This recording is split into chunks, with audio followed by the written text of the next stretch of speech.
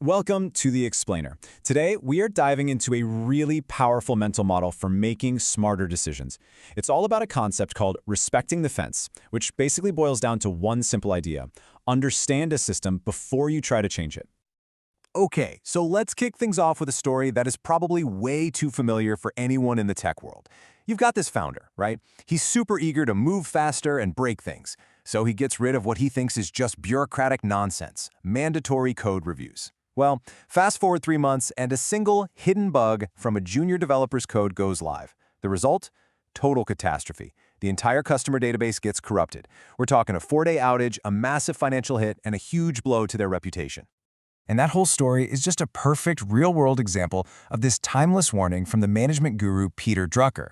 See, the founder tore down a fence, that code review process, without ever once stopping to ask, hey, why was this put here in the first place?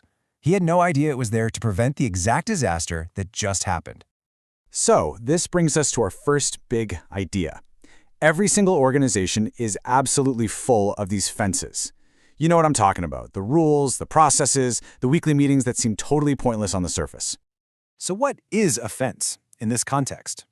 Well, it's any process that seems clunky or inefficient, but was actually built to solve a very real and often painful problem that's since been forgotten. It's the scar tissue from a past failure. It's the result of some crisis where someone, somewhere, slammed their fist on the table and said, "Never again."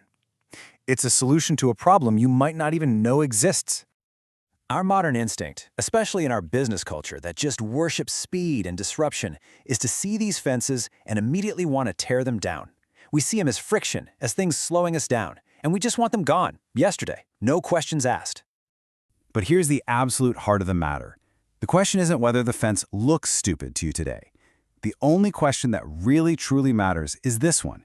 Do you actually know what happens when you take it down? Do you really understand the second and third order consequences of that action?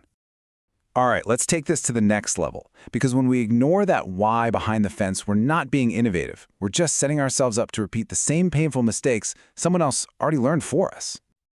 And you see this pattern play out everywhere, don't you? A new leader comes in, they gut some legacy system just to show that they're making an impact, only to have to sheepishly rebuild it 6 months later when all the old problems come roaring back. It's not progress. It's just a really expensive, really frustrating loop of relearning lessons the hard way. So the takeaway here is actually pretty profound. The biggest risk to your organization isn't resisting change. Nope. The biggest risk is the person who makes massive changes with this unearned confidence, completely ignorant of the history behind why things are the way they are. Now, this is where it gets really interesting, because it goes even deeper. Sometimes the problem isn't just that you're ignoring the fence, it's that you don't even have the ability to see the situation clearly in the first place. You see, the quality of your decisions depends almost entirely on the quality of your mental categories. So take a look at this table. On the surface, you might see an underperforming employee. But what if you recategorize that? Is it a skill gap, a role mismatch, or maybe a lack of resources? The category you choose completely changes the solution you come up with. One leads to firing someone, the other leads to training or a transfer. Totally different paths. And that's the point. The very best leaders, they don't just have more information than everyone else. They have better frameworks, better lenses, you could say, to interpret all the chaos. They can take this messy pile of data and organize it in a way that separates the signal from all the noise. Okay, so you get the fences. You have the right lenses to see problems clearly, but there is one final, crucial test of leadership that separates the good from the truly great. I love this quote because it just perfectly captures the challenge. Think about it. The crowd, your team, your investors, your customers, they often want what's safe, what's familiar, what gets applause. But real leadership means you have to have the courage to turn your back on that and execute a vision, even when nobody else gets it yet, even when it's unpopular. Because if you let that need for short-term applause guide your decisions, you're not leading anymore. You're just performing for the crowd. And performers, they just give people what they already expect. Leaders, on the other hand, are focused on executing a vision. They trade that short-term approval for long-term trust, and they build things that actually last. Look, philosophy is great, but it's pretty useless without action. So let's wrap this up and bring it all home with 3 practical, super powerful tools that you can start using tomorrow to make way better decisions. First up, the fence audit. Before you even think about getting rid of a process, you're going to walk through these 5 steps. Start by asking, what was the original problem this was trying to solve? Then, validate. Is that problem even still a thing today? Now, number 3 is crucial. Run a pre-mortem. Imagine it's 6 months from now, and this change was a total disaster. Why did it fail? Before going all in, can you test it safely with a small team for a month? Only after all that can you decide to replace it or remove it entirely. Next, for when you're just totally stuck on a problem, you use the category expander. Don't just settle for your first diagnosis of the issue. Force yourself to reframe the problem into 5 completely different categories. Then, for each one, analyze the evidence and think about what actions it would suggest. Then you can even try borrowing frameworks from totally different fields, like medicine or engineering, just to see it with fresh eyes. This is how you reframe a toxic employee as an underutilized expert, which doesn't excuse their behavior, but it sure opens up a brand new, way more productive path to a solution. And finally, before you make a big contrarian bet that everyone disagrees with, use the validator.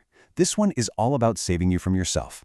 You have to actively argue the strongest possible case for why you are dead wrong. Identify your blind spots. Is your ego driving this? Are you falling for the sunk cost fallacy?